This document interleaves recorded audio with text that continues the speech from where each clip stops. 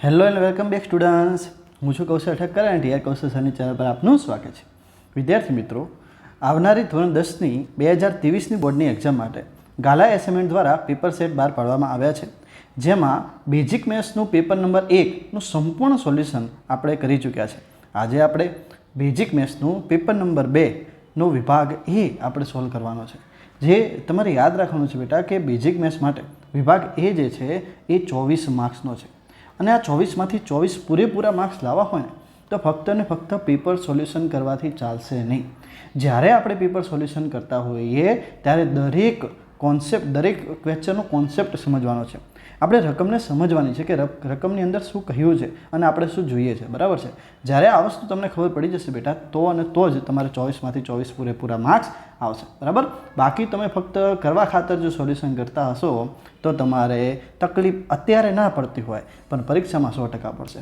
હું તો એવું માનું છું કે જ્યારે આપણે પેપર સોલ્વ કરતા હોય ને ત્યારે એક સમય તકલીફ પડે એ ચાલે, પરંતુ પરીક્ષામાં તકલીફ પડવી જોઈએ નહીં. ઓકે બેટા, તો ચલો આપણે શરૂઆત કરીએ છીએ બેઝિક મેથ્સ પેપર નંબર 2નો વિભાગ એ. આની પહેલાં આપણે જે પેપર નંબર 1 છે એનો વિભાગ એ જોઈ ચૂક્યા છીએ, તમને ખબર છે.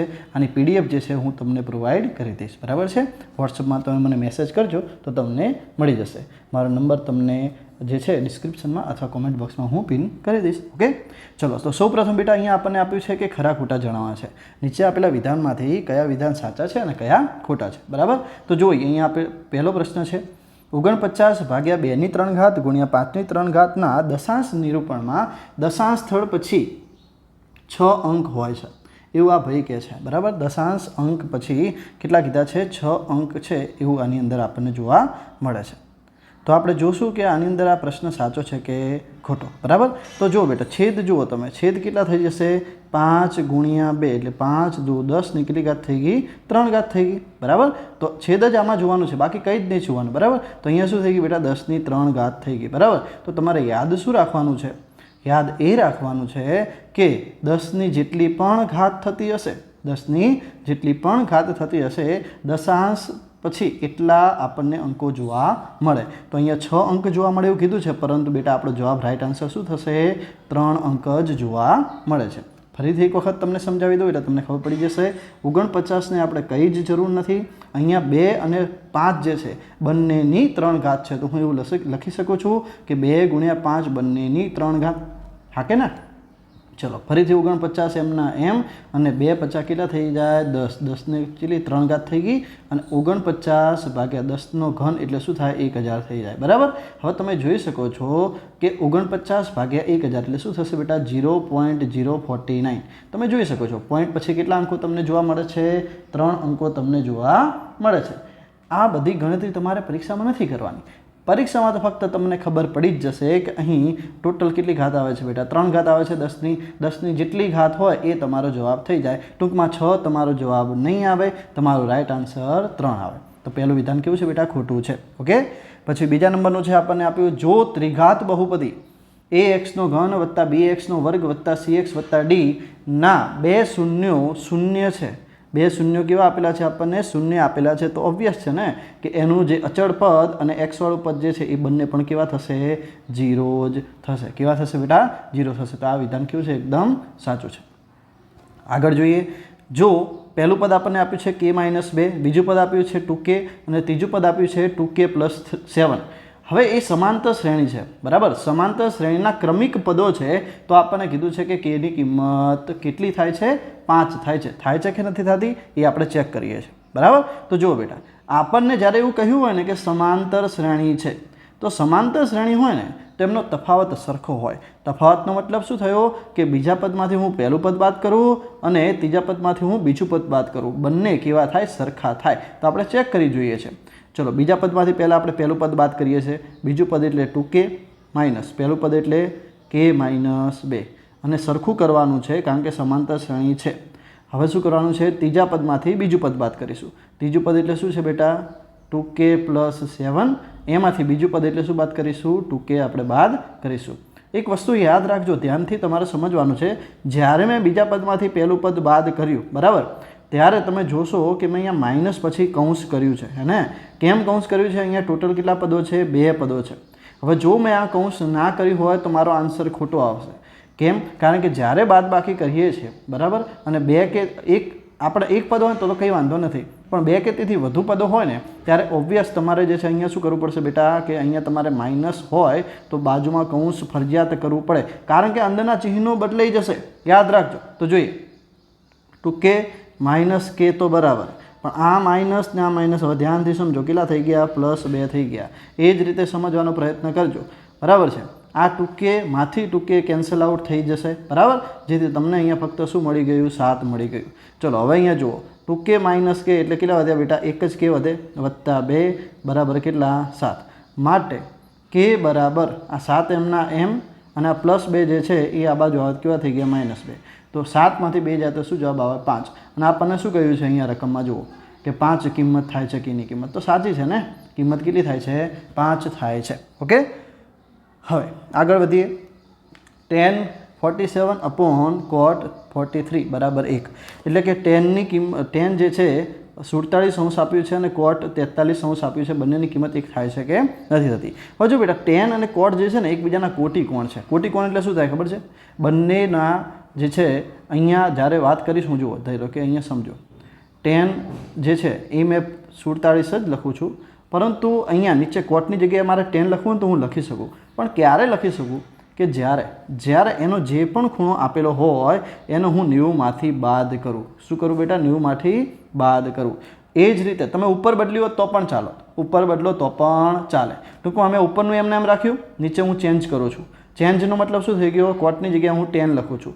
તો ક્યારે લખી શકું? કે જે ખૂણો છે એને મારે શું કરવું પડે? 90માંથી બાદ કરવું પડે. હવે ધ્યાનથી સમજો, tan 47 તમારું એમના એમ ભાગ્યા અહીંયા 10 એમના એમ. બરાબર?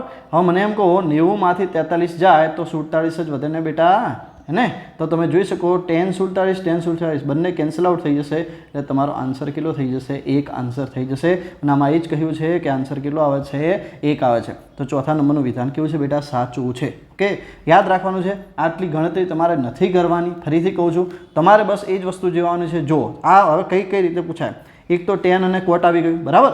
ટેન ને કોટ ના હોય તો બીજું શું હશે? સાઇન અને કોસ હોય. શું હોય બેટા?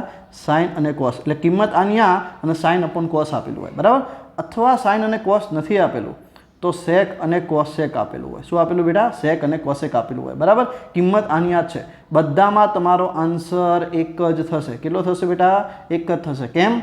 ટેન અને કોટ એકબીજાના કોટી કોણ છે, સાઇન અને કોસ એકબીજાના છે, અને સેક અને કોસ એકબીજાના શું છે? કોટી કોણ થાય છે. એટલે કે અહીં તમે જ્યારે બાદ બાકી કરીશું, બરાબર, 47 અહીંયા આપેલા છે, અહીંયા 43 થશે, અહીંયા પણ 47 ને અહીંયા પણ 43. બરાબર? તો અહીંયા જ્યારે તમે કોસેકની જગ્યાએ સેક કરશો ત્યારે 90માંથી 43 બાદ કરો એટલે 47 થઈ જશે. અહીંયા પણ સેમ થશે, કોસની જગ્યાએ સાઇન થઈ જશે અને બંને ઉડી જશે અને જવાબ તમારો કેટલો આવી જશે? 1 આવી જશે. તો તમારે જ્યારે આ રીતનું હોય ત્યારે તમારે શું કરવાનું ખબર છે?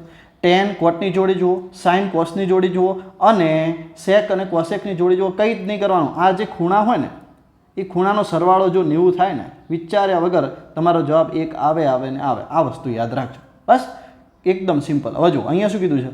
tan 30ની કિંમત કેટલી આપી છે? √3. હવે આ એકદમ ખોટું વિધાન છે, કારણ કે હું તમને ટેનની કિંમત લખીને બતાવું. બરાબર? તો ટેનની કિંમત જે છે ને અહીંયા 0 હોય. બરાબર? પછી 0 પછી 30 પછી 45 પછી 60 અને 90. ટેનની કિંમતો હું લખું છું. બરાબર? tan 0 તો 0 થશે. tan 30ની કિંમત 1 ભાગ્યા √3 થાય. tan 45 એટલે 1 થશે. tan 60 એટલે √3 થશે. અને tan 90ની કિંમત જો પૂછાય, બરાબર, તો તમારું થશે અવ્યખેદ અથવા ઇન્ફિનિટી. બરાબર? અહીં આપણને પ્રશ્ન શું પૂછ્યો છે? tan 30. તો 30ની કિંમત તો પહેલાં કેટલી થાય? કેટલી થશે? 1/√3 થાય. √3 તો કોની કિંમત થાય છે? કોની કિંમત થાય છે? 60ની કિંમત થાય છે. tan 60ની કિંમત. બરાબર? તો આ વિધાન કેવું છે બેટા? ખોટું. ટૂંકમાં તમારે જે છે કોષ્ટક જે છે કોષ્ટક યાદ રાખવાનું છે. બરાબર? આ ટેનનું કોષ્ટક છે, એવી રીતે સાઇનનું આવે છે, કોસનું આવે છે, સેકનું અને કોસેકનું. એકદમ સિમ્પલ છે, તમને યાદ રહી જ જશે.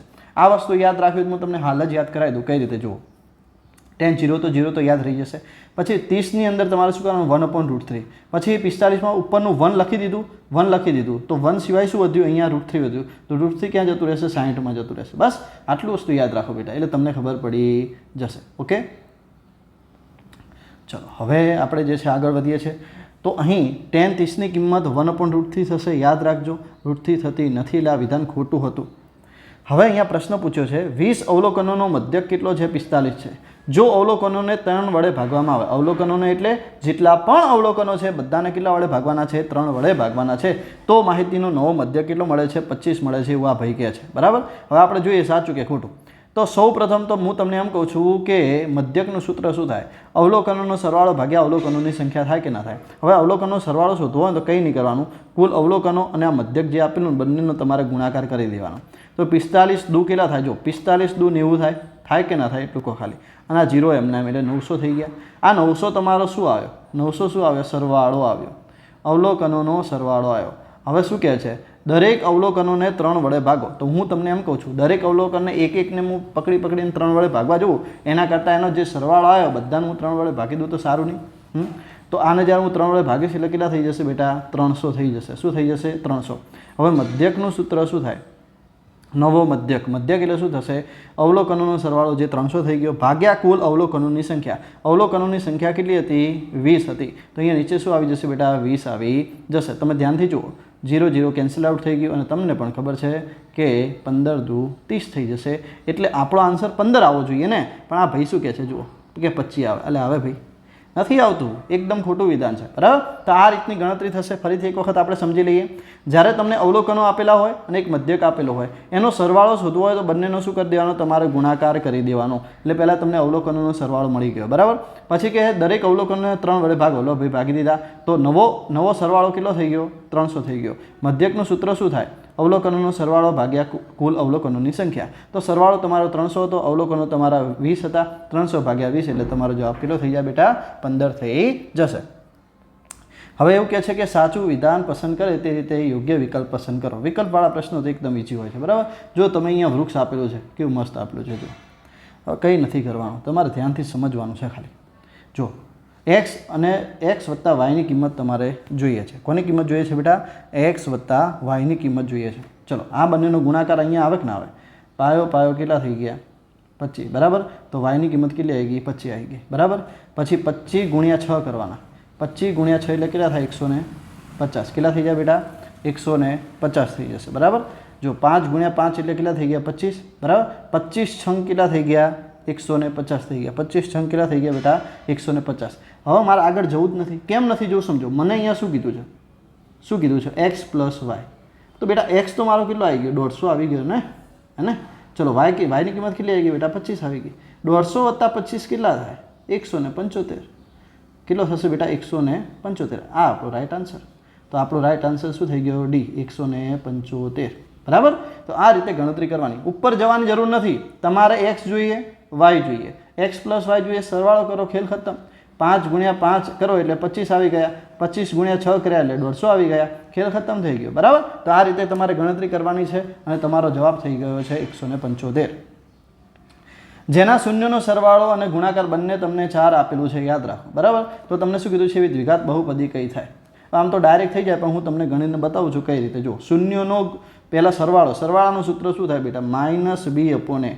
એની કિંમત શું આપી છે? 4. અને શૂન્યના ગુણાકારનું સૂત્ર શું થાય? c/a. એની કિંમત પણ કેટલી આપી છે? 4. અહીંયા નીચે કંઈ નથી, 1. નીચે કંઈ નથી, 1.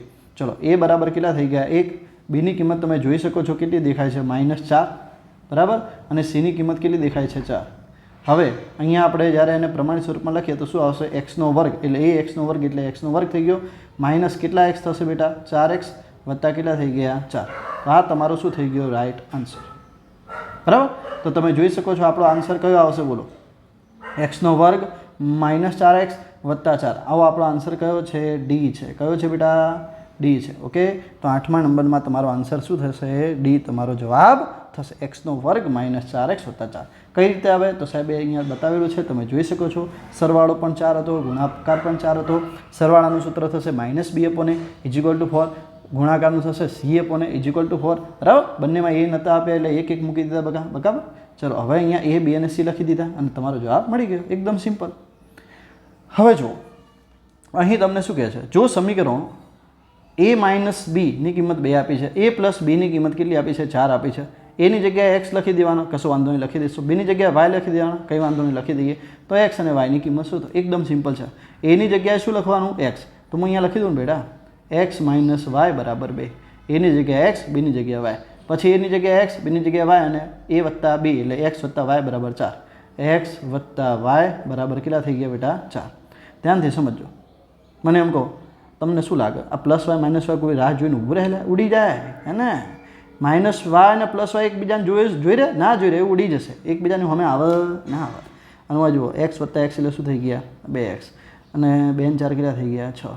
તો એક્સની કિંમત કેટલી થઈ ગઈ? 6 ભાગ્યા 2 બરાબર શું આવે? 3 આવે. કેટલા આવે બેટા? 3 આવે. એ જ રીતે હવે જો એક્સની કિંમત તો મળી ગઈ. હવે આ બંને સમીકરણમાંથી કોઈ પણ સમીકરણની અંદર તમે કોની કિંમત મૂકી દો? એક્સની કિંમત મૂકી દો. ધારો કે આ સમીકરણ લખીએ આપણે, એક્સ વત્તા વાય બરાબર કેટલા લખ્યા? 4. એક્સની કિંમત કેટલી આવી ગઈ? 3. તો અહીં લખી દઈએ 3 વત્તા વાય બરાબર કેટલા? 4. 3 પ્લસ છે આ બાજુ જાત કેવો થઈ જાય? માઇનસ. તો વાય બરાબર 4 માઇનસ 3. વાય બરાબર 4માંથી 3 જાય તો કેટલા વધે? 1 વધે. કેટલા વધે? 1 વધે. તો એક્સની કિંમત 3, વાયની કિંમત 1. એક્સની કિંમત 3, વાયની કિંમત 1. કયો આન્સર? એને આન્સર નંબર એ. યાદ રાખજો. ઓકે, ચલો. એક્સની કિંમત કેટલી આવી ગઈ બેટા? 3 આવે અને વાયની કિંમત તમારી આવશે 1. હવે જુઓ, એક મસ્ત પ્રશ્ન આવે છે, તમને ગમે એવો. અહીંયા શું આપ્યું છે? આ કંઈક સમીકરણ આપ્યું છે. મારે બીજ જોઈએ છે, ઉધી દઈએ. બીજ જોઈએ એમ પહેલાં તો મને વર્ગમૂળ ગમતું નથી, એટલે ચેકડી નહીં મારવાની, ના ગમે એટલે પણ નહીં ગમતું એમ. તો આપણે વર્ગમૂળ કાઢી દઈએ. આ વર્ગમૂળ આ બાજુ જાય તો આનો વર્ગ થઈ જાય કે ના થઈ જાય? બસ એવું જ કરવું છે આપણે કંઈક. એટલે 2x વર્ગ વત્તા 9 બરાબર. હવે આ 9 હતા એનો શું થઈ જશે? વર્ગ. કેમ? આ બાજુ વર્ગમૂળ હતું પણ મેં વર્ગમૂળ કાઢી દીધું એટલે આ બાજુ વર્ગ થઈ ગયું. 9નો વર્ગ કેટલો થાય? 81 બરાબર. આ ભાઈ તો એમના એમ. હવે સમજો, 2x વર્ગ એમના એમ, 81 એમના એમ, પ્લસ 9 આ બાજુ આવ્યા તો માઇનસ 9, 2x વર્ગ એમના એમ. 81માંથી 1 મિનિટ સોરી, હા, 81માંથી 9 જાય એટલે કેટલા વધે બેટા? બોલો. 81માંથી 9 જાય તો 72 વધે. તો એક્સનો વર્ગ એમના એમ, 72 એમના એમ. આ બે ગુણાકારમાંથી ક્યાં જાય? ભાગાકારમાં. 72ના અડધા કેટલા થાય? 36 થાય કે ના થાય?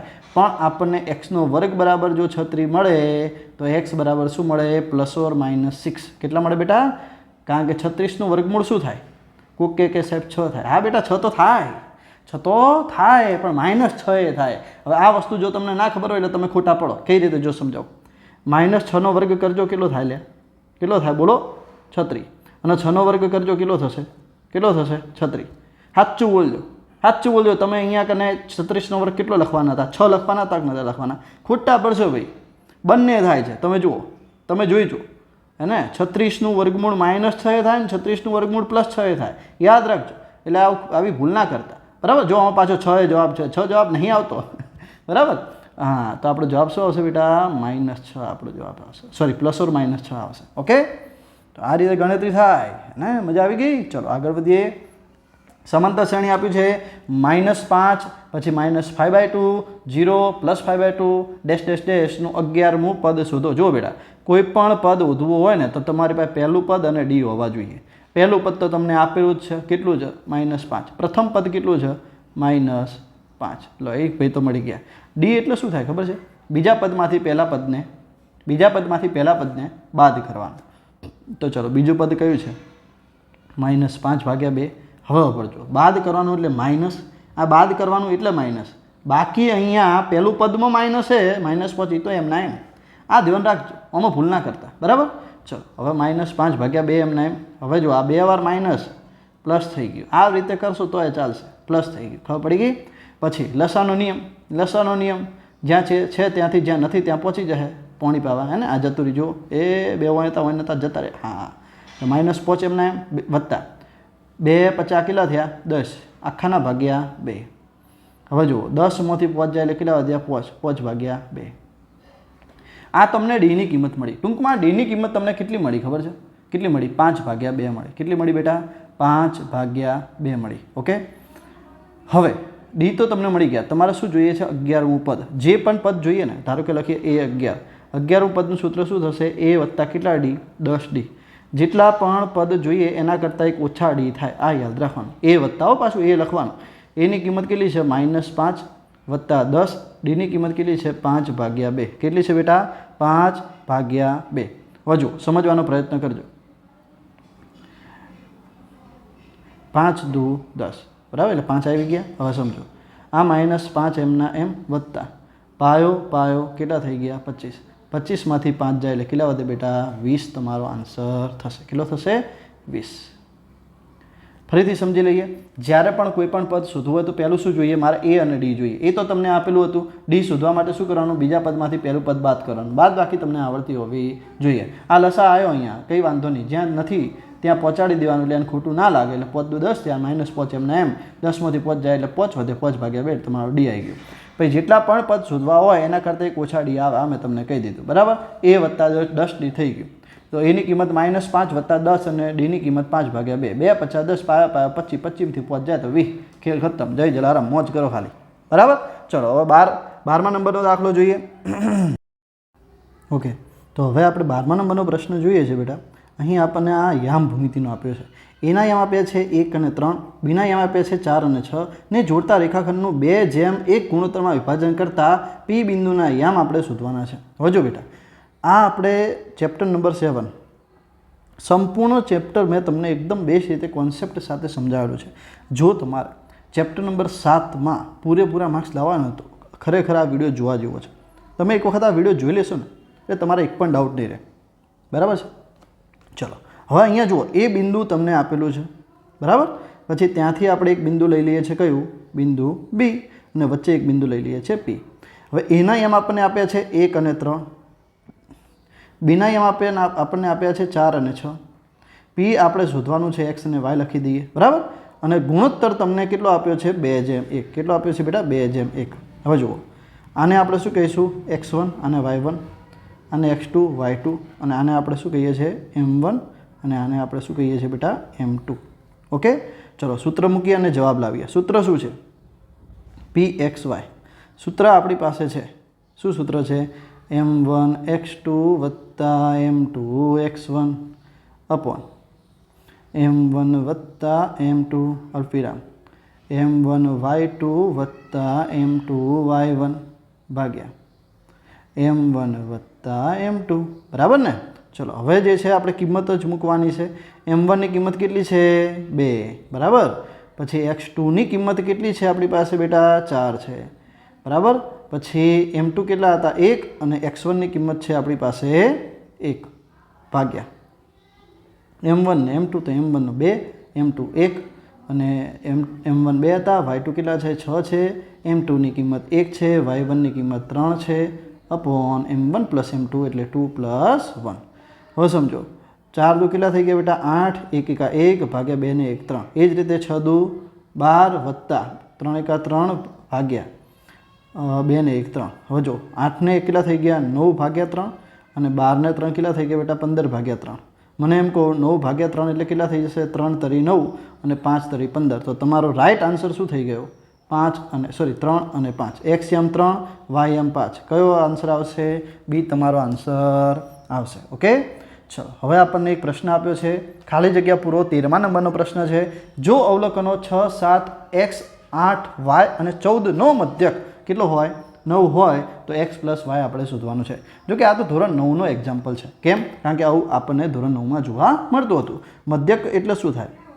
મધ્યક એટલે કે બધા અવલોકનોનો સરવાળો ભાગ્યા કુલ સંખ્યા. બરાબર. તો અવલોકનનો સરવાળો આપણે કરીએ કેટલા આવશે? જુઓ, 6 વત્તા 7 વત્તા x વત્તા 8 વત્તા y વત્તા 14. બરાબર. તો અવલોકનો કેટલા થઈ ગયા બેટા? 1 2 3 4 5 6. અવલોકનનો સરવાળો ભાગ્યા કુલ સંખ્યા. સંખ્યા કેટલી? 6.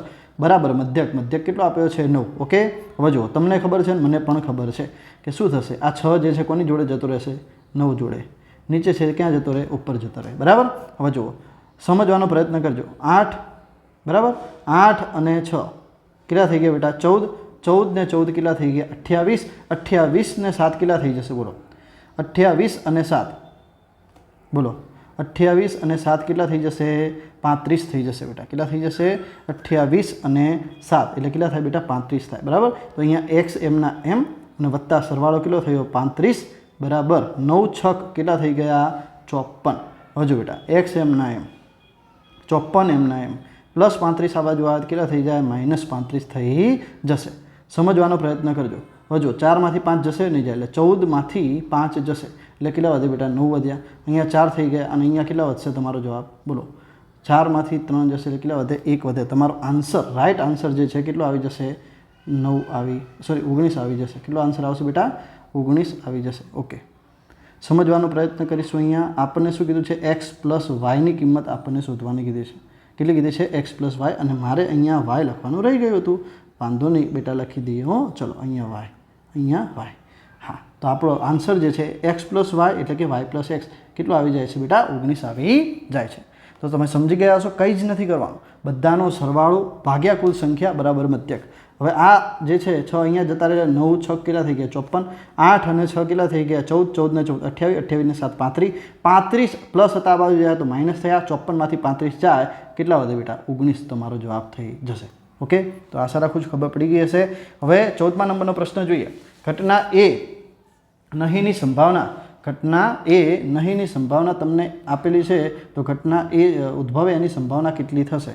બરાબર, એક મિનિટ, એકવાર પ્રશ્ન આપણે ફરીથી જોઈ લઈએ છીએ. ઘટના એ ઉદ્ભવે એની સંભાવના કેટલી આપેલી છે અહીંયા? બરાબર, 14મા નંબરનો પ્રશ્ન. યસ, ઘટના આ ક્યુ આપેલું છે. બરાબર બેટા, કેટલા છે? ક્યુ છે. તો ઘટના એ ઉદ્ભવે એની સંભાવના કેટલી થશે? A-1 માઇનસ ક્યુ. કેટલા થશે બેટા? 1 માઇનસ ક્યુ. હવે કેમ આવું થયું? પહેલાં એ વસ્તુ સમજીએ. આપણો કોન્સેપ્ટ ક્લિયર હોવો જોઈએ. કારણ શું છે? તો આપણને ખબર છે ઘટના એ ઉદ્ભવે અને ન ઉદ્ભવે એટલે એ ડેશ, બંનેનો સરવાળો કેટલો થાય? 1 થાય. હવે ન ઉદ્ભવે એ તમને કેટલા આપ્યા હતા? ક્યુ આપ્યા હતા. એ એમના એમ અને આ જે છે 1 એમના એમ. આ પ્લસ ક્યુ આ બાજુ જાય તો કેવા થઈ જશે? માઇનસ. એટલે એની કિંમત શું થઈ જશે? 1 માઇનસ ક્યુ. ટૂંકમાં જો તમને એ નહીંની સંભાવના આપી હતી અને એની સંભાવના શોધવી હતી તો પણ 1 માઇનસ ક્યુ આવ્યા. બરાબર. અને જો તમને એવું આપ્યું હોત એની સંભાવના, તો નહીં એટલે કે ઘટના ના ઉદ્ભવવાની સંભાવના પણ તમારે શું આવે? તો 1 માઇનસ ક્યુ જ આવત. બરાબર. કારણ શું છે? કારણ કે બંનેનો સરવાળો કેટલો થાય? 1 થાય છે. આ એનું મેઇન કારણ છે. ઓકે, ચલો હવે ગણિતના પ્રશ્નપત્રની અંદર 80માંથી 80 ગુણ મેળવે. બરાબર, કોઈ પણ વિદ્યાર્થી છે બહુ હોશિયાર છે તમારા જેવો, તો એને 80માંથી 80 આવ્યા, તો એની સંભાવના શું થશે? તો સંભાવના શું થાય બેટા ખબર છે? જો 80માંથી 80 જે છે કેટલી વાર આવશે મને એમ કહો? 80માંથી 80 તો એક જ વખત આવશે. અને કુલ પરિણામો કેટલા? કુલ પરિણામો 81. કેમ 81 ખબર છે? કારણ કે કોઈ એવો વિદ્યાર્થી હોય જેને 0 પણ આવી શકે. એટલે પરિણામોની સંખ્યા જ્યારે આપણે લખવી હોય તો 0 પણ લખવી પડે, પછી 1 આવશે, પછી 2 આવશે, આવી રીતે છે ક્યાં સુધી? 80 સુધી. તો આ 1થી કરીને 80 એટલે 80 પરિણામો તો થયા અને વત્તા 1 પરિણામ એટલે ટોટલ 81 પરિણામ થયા. અને સંભાવનાનું સૂત્ર શું થાય? ઉદ્ભવેલા પરિણામો ભાગ્યા કુલ પરિણામો. તો કુલ પરિણામો બેટા યાદ રાખજો કેટલા આવશે? 81 આવશે. અને ઉદ્ભવેલા પરિણામો કેટલા આવશે? 1. કેમ? 80માંથી 80 જે છે એ આવ્યું કેટલી વખત આવ્યું? એક જ વખત આવે છે. કોઈ એક જ વિદ્યાર્થીને આવે છે એટલા માટે. તો આ વસ્તુ યાદ રાખજો. તો તમારો જવાબ શું થઈ જશે બેટા? આનો આન્સર થશે તમારો 1/81.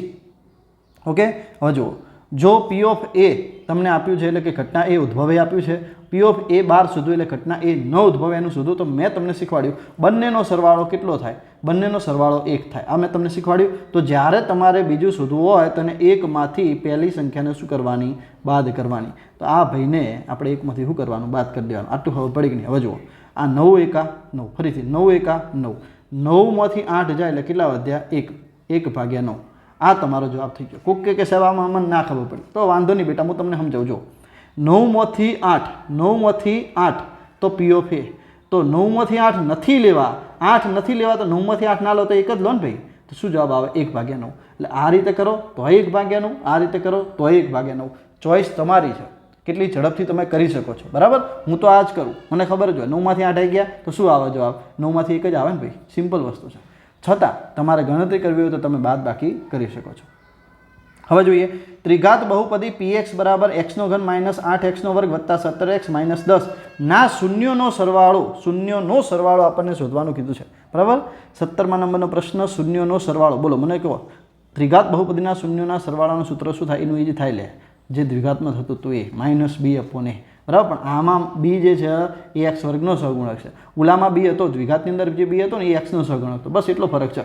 હવે જો માઇનસ એમના એમ બીની કિંમત કેટલી છે? ઉપાડી લાવો પરી 8 છે. નહીં, સોરી, બીની કિંમત 8 નથી, -8 છે. હો, ધ્યાન રાખજો. બીની કિંમત કેટલી છે? -8 ભાગ્યા a. એની કિંમત કેટલી છે? 1. બસ પતી ગયું. શું પતી ગયું? જુઓ, માઇનસ શું થઈ ગયું? પ્લસ થઈ ગયું. બરાબર, એટલે તમારો જવાબ શું આવી ગયો? ફક્ત 8. તો શૂન્યનો સરવાળો જેનું સૂત્ર અહીંયા લખેલું છે મેં, બરાબર, તો માઇનસ લખ્યું, બીની કિંમત -8 ભાગ્યા એની કિંમત 1, માઇનસ માઇનસ પ્લસ અને 8 ભાગ્યા 1 એટલે 8 જ તમારો જવાબ આવે. તો તમારો આની અંદર જવાબ શું આવશે બેટા? શું જવાબ આવશે? 8 તમારો આન્સર થશે. ઓકે, યાદ રાખજો. ચલો, હવે આપણને શું કીધું છે?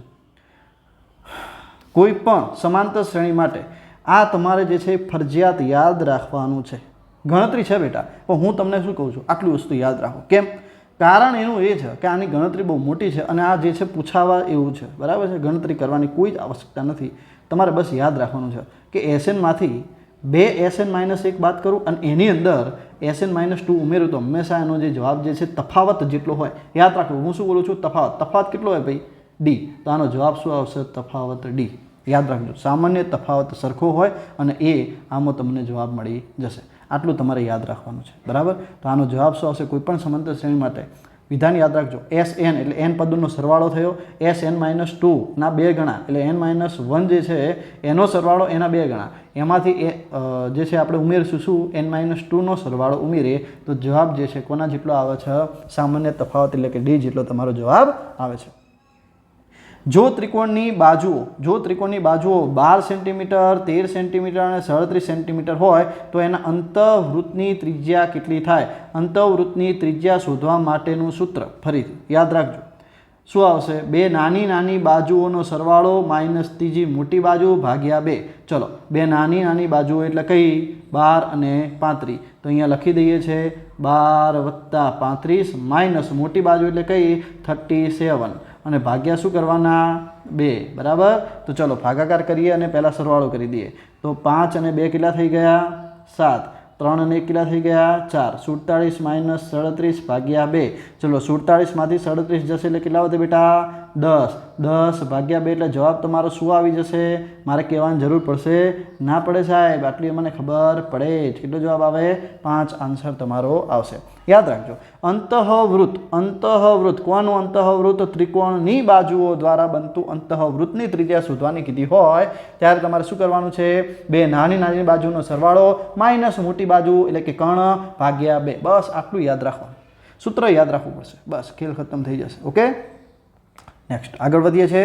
2 ગોલકની સપાટીના ક્ષેત્રફળનો ગુણોત્તર તમને કેટલો આપ્યો છે? 1:2. હવે જો પહેલી વસ્તુ સમજો, ગોલકનું ક્ષેત્રફળ જે છે, બરાબર, એમાં તમારે થશે 4πr².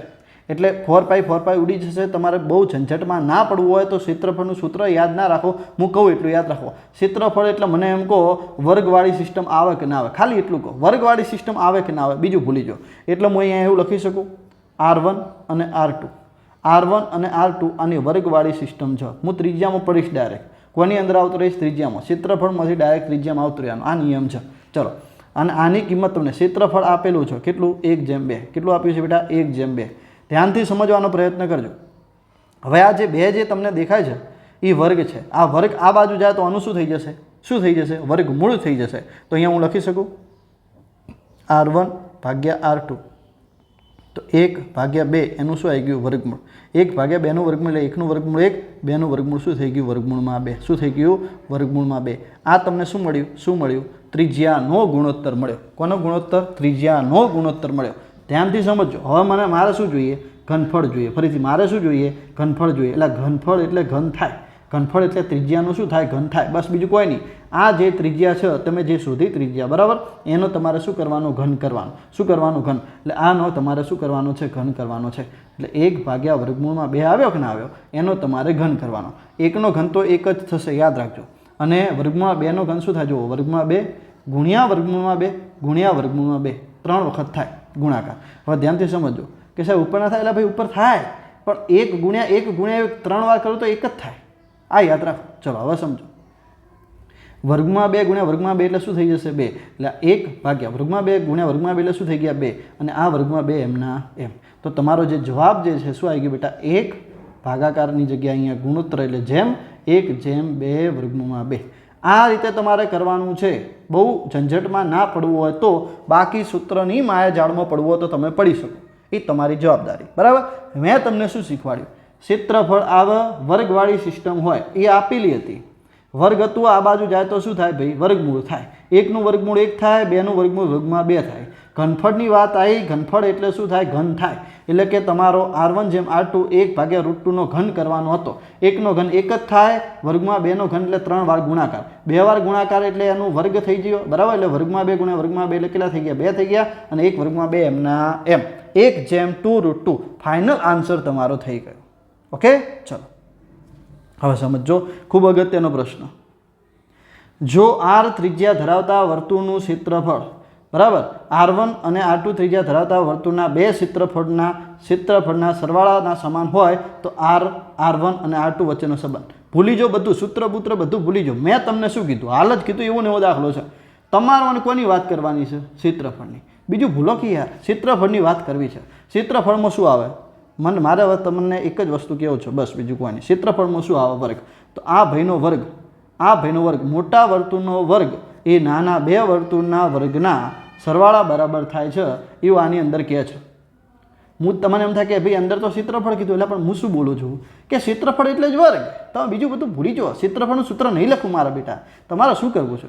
તમારા ક્ષેત્રફળ એટલે સમજો R નો વર્ગ, અહીંયા લખી દઉં, તમને ખબર પડે. R નો વર્ગ એ R1 અને R2 ત્રિજ્યા ધરાવતા બે વર્તુળના ક્ષેત્રફળના સરવાળા. ક્ષેત્રફળ એટલે પાછો એનો વર્ગ, એટલે R1 નો વર્ગ ના સરવાળા બરાબર R2 નો વર્ગ. આ તમારો જવાબ. બીજું ઝંઝટમાં પડવું જ નહીં.